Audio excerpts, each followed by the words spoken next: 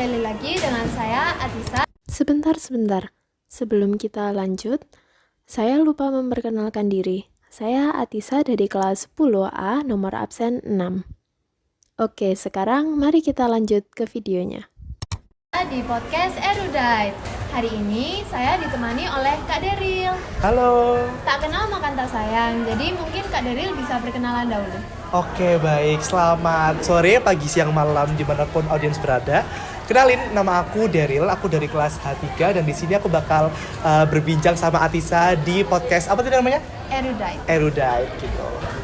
Ya, oke. Terima kasih. Salam kenal Kak Deril. Salam kenal. Nah, koreksi saya ya kalau salah, tapi Kak Deril ini merupakan putra-putri Bawi Karsu dengan gelar Putra Intelijensia ya? Betul banget. Nah, selain itu Kak Deril juga pernah memenangkan lomba-lomba terutama di bidang biologi. Kok Atisa ini kayaknya udah tahu banget sih sama narasumber yang diajak? Apa emang udah research sebelumnya gitu? Oh iya dong, pastinya. Nah, kalau boleh tahu nih, Kak Deril ada tips nggak buat anak-anak yang mau memulai perjalanan prestasi di bidang apapun itu?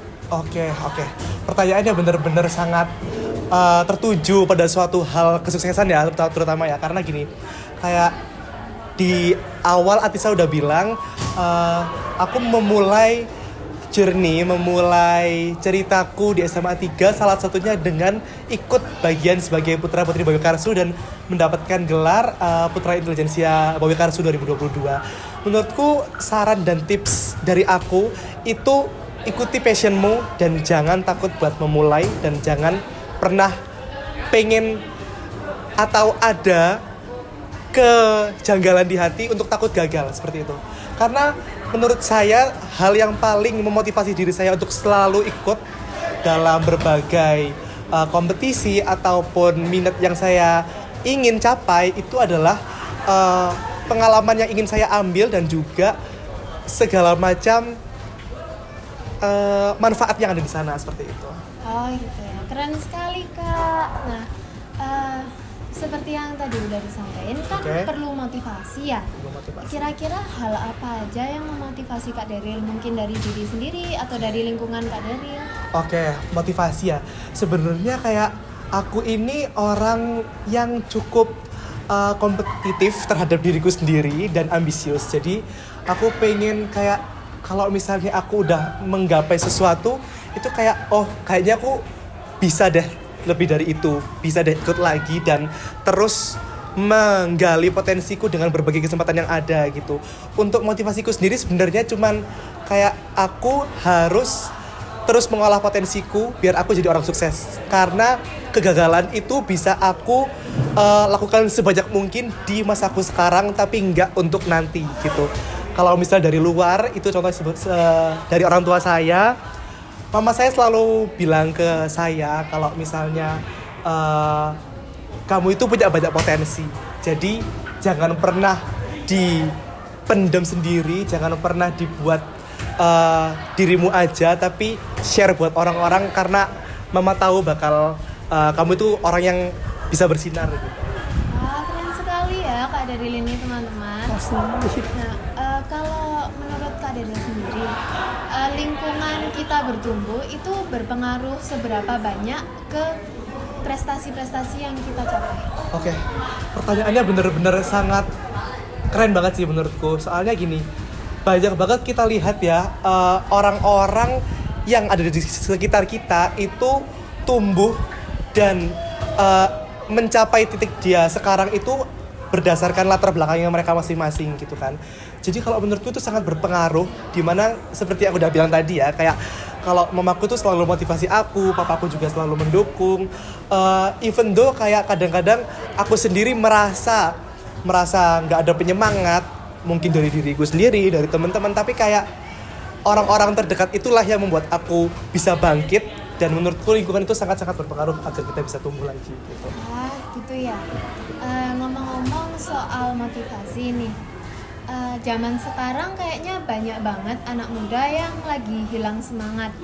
Semangat belajar, semangat, bahkan ada yang kehilangan semangat hidup nih Kak. Benar banget. Kira-kira untuk menaikkan semangat itu butuh apa ya? Oke, kita mungkin kalau dari point of view-ku ya, kita mungkin perlu bahas dulu kenapa mereka itu bisa kehilangan semangat akan passion yang mereka itu tadi. Menurutku tuh karena mungkin ada orang lain yang passionnya itu sama dengan dia dan dia kalah. Jadi dia kayak merasa, oh ya udah dia aja, aku nggak usah gitu kan. Atau mungkin kayak dia berpikir bahwa oh ya udah aku cukup sampai sini aja, nggak usah dilanjutin. Itu kan karena motivasi yang terbentuk di dirinya sendiri atau mungkin lingkungannya juga bisa kan.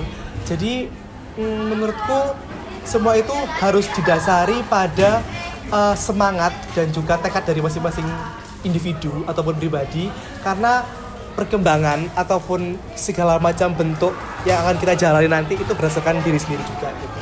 Oh gitu ya, jadi pada dasarnya diri kita sendiri yang harus Betul. memulainya ya. Bener. Keren banget. Ngomong-ngomong nih, selain di bidang akademik, Kak Daryl ini juga aktif di bidang seni ya, Oke. terutama bidang menyanyi. Bener banget. Nah, kira-kira udah pernah ikut ajang menyanyi apa aja? Oh oke. Ini pertanyaannya yang sangat-sangat aku bisa jawabnya walaupun tidak merujuk ke kompetisi ya. Jadi sebenarnya aku sangat suka bernyanyi dan aku tahu kalau misalnya aku bisa nyanyi itu sejak SD, tapi aku kayak belum menemukan wadah atau kompetisi pada saat itu yang bisa menyalurkan bakatku di bidang bernyanyi. Ketika SMP, aku MPLS, itu ada yang namanya Bintara Loka di SMP 3, namanya Bintara Loka Got Talent. Itu aku menjadi perwakilan kelas buat tampil di situ. Ternyata banyak yang mengapresiasi kalau misalnya aku bisa nyanyi. Dan pada saat itu juga mungkin ya vokalis cowok itu nggak banyak gitu. Jadi mulai dari situlah aku kayak, oh ini ternyata aku emang benar-benar bisa bakat di nyanyi. Disitulah aku belum berkarir secara solo dulu. Aku ikut choir, aku ikut vokal grup dan segala macam di SMP, dan akhirnya di SMA aku keturutan buat ikut SMA Awards di ajang menyanyi tunggal solo vokal putra gitu. Wah, good luck ya Kak Daryl. Terima kasih. Wah, ternyata Kak Daryl ini sangat padat ya jadwalnya. Ada putra-putri Bawi Karsu, Benar banget. menyanyi, olimpiade. Di jadwal yang padat gitu, Kak Daryl ada tips nggak buat mengatur jadwal dan membagi waktu? Oke. Gini sih. Ini pertanyaan lucu juga. Karena sebenarnya aku adalah orang yang nggak terlalu pintar untuk memanage keseluruhan jadwal dan waktuku gitu. Tapi yang aku selalu sadari adalah passion itu adalah sesuatu hal yang membuat kita enjoy.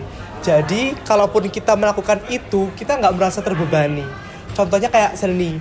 Seni itu membuat aku terutama dalam bidang bernyanyi itu feel free gitu loh. Jadinya kayak bahkan kalau misalnya aku udah jenuh belajar, aku pasti bakal cari musik yang enak buat karaoke or something. Kayak aku bahkan daftar lomba menyanyi mungkin ke depannya itu buat aku penyegaran diri aja gitu loh, bukan untuk menang. Dan juga mungkin kalau misalnya di olimpiade ataupun di putra-putri Bawi Karsu, aku juga menghandle-nya dengan akademik yang aku lagi jalanin gitu. Jadi nggak boleh saling tabrakan, harus diteliti. Yang penting menurutku dari diri kita itu punya rasa biar aktivitas yang kita jalani ini tidak terbebani gitu. Jadi kita bakal enjoy, kita bakal suka aja jalaninnya gitu. Jadi intinya harus enjoy di segala yang kita lakukan ya Kak? Benar banget, setuju.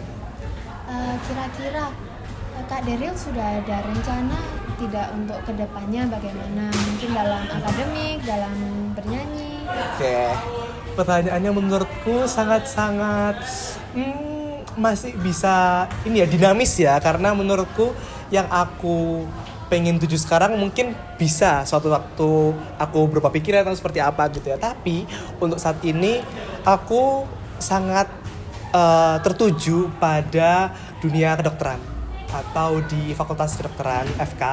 Itu saya sangat ingin menuju ke Universitas Gadjah Mada atau UGM, yang dimana salah satu universitas yang sangat-sangat luar biasa di Indonesia, salah satu yang terbaik juga. Kenapa saya ingin di UGM? Karena mama saya juga alumni sana, dan menurut saya itu motivasi yang cukup besar karena di sana juga banyak relasi dan yang lainnya. Dan juga menurut saya secara karir saya gak meninggalkan bernyanyi saya, karena menurut saya itu juga bisa menjadi masukan dalam artian mungkin dalam finansial, dalam bernyanyi itu bisa saya buat karir, atau mungkin suatu waktu saya jadi dokter yang bisa bernyanyi, kan who knows ya. Jadi kayak kita selalu percaya aja kepada jalan Tuhan gitu. Wah, keren sekali ya. Semoga mimpinya bisa tercapai. Amin, amin. Nah, terakhir nih mungkin ya buat kali ini pesan-pesan kakak untuk yang sedang menonton apa? Oke, jadi ini penutup ya kesan-kesanku. Aku juga mau kasih kalian advice atau nasihat, kayak kalau misalnya kalian punya passion atau minat dan kalian ragu untuk mengasahnya, itu menurutku hal yang wajar apabila kalian mungkin punya fokus tertentu. Seperti contohnya ada orang yang mungkin punya minat bernyanyi tapi pengen juga belajarnya maksimal, itu it's okay. But gunakanlah masa-masamu sekarang itu untuk jatuhmu sekarang, atau banyak coba pengalaman baru, banyak coba aktivitas dan kegiatan yang belum pernah kamu coba, agar kamu nanti ke depannya bakal punya banyak pandangan terhadap berbagai minat yang kamu tuju gitu. Nah, jadi gitu teman-teman. Jadi kita sudah mendengar banyak advice nih dari Kak Daryl, dari pengalamannya Kak Daryl juga. Nah, semoga kita semua bisa mencapai mimpi kita dan menjadi orang yang sukses. Terima kasih Kak Amin. Daryl. Terima kasih banyak Atisa, terima kasih banyak semuanya. Dadah, see you on the next episode. See you.